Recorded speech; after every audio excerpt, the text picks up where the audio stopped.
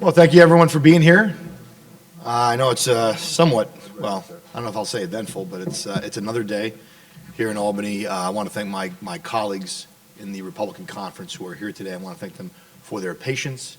I want to thank them for their commitment to being a part of this process, even though the majorities do their best to try and prevent us from impacting the negotiations. But we have a job to do. We're ready to do it.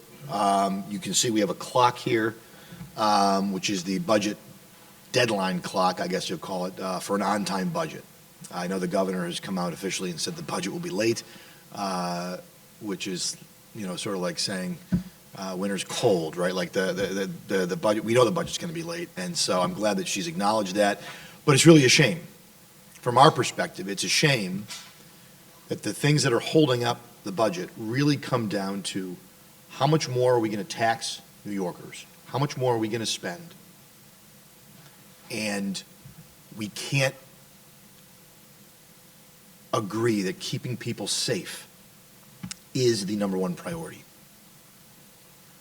Even though every poll shows the vast majority of New Yorkers on bail want some changes. They want changes to cashless bail. They know that they believe crime is a problem, and they absolutely believe that the cashless bail that was passed in 2019 and has never been actually changed, there's been cosmetic changes done, but nothing substantive, that has contributed to the increase in crime, to the increase in recidivism, and that's what's holding this budget up, as we all know, along with there's a host of other potential bad things in this budget that we haven't even really spent a lot of time talking on because it's all centered on bail and spending and taxes. No table targets. And yet today, as we're late for a budget,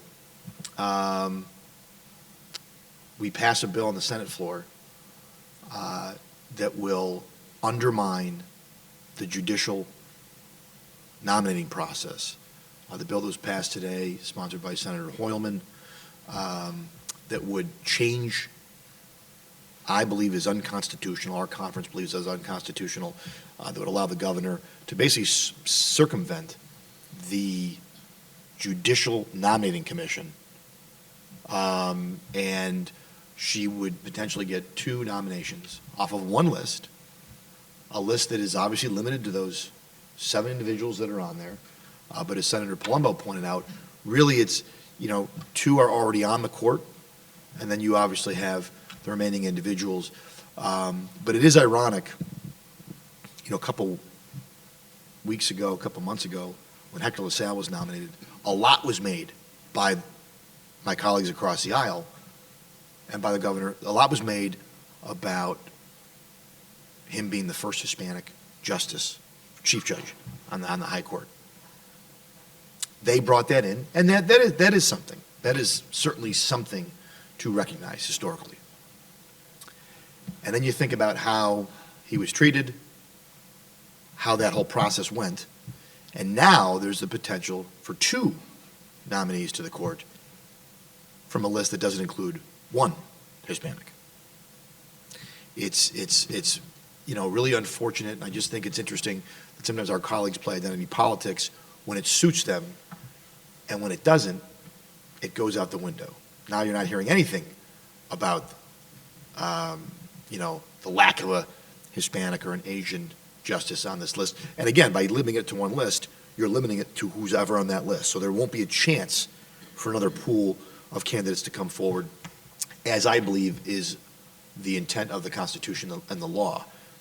As somebody, I think Senator Palumbo mentioned, when people apply to be a chief judge, there are specific candidates who want to be a chief judge. Maybe they have past administrative court experience. Conversely, there are people who apply to be associate judges because they don't want to be the chief judge. So you get different candidates to put their names forward depending on the position you're looking to fill. And in this case, you're not going to get that, or you're not going to do those candidates justice.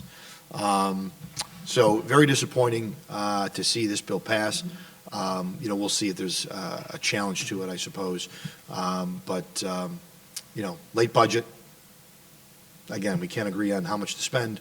We can't agree on how to keep people safe, and a host of other issues. We have no table targets, and it's really unfortunate. And we really, this notion that, I've heard an extender to June, that's ridiculous.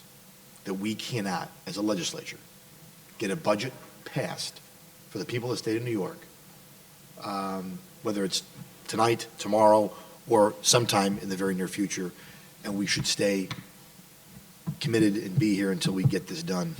That's certainly my hope, and those are what I'm telling the Senate Majority Leader. It's certainly what I communicated to the governor's office when I spoke to them, and I know my colleagues feel the same way.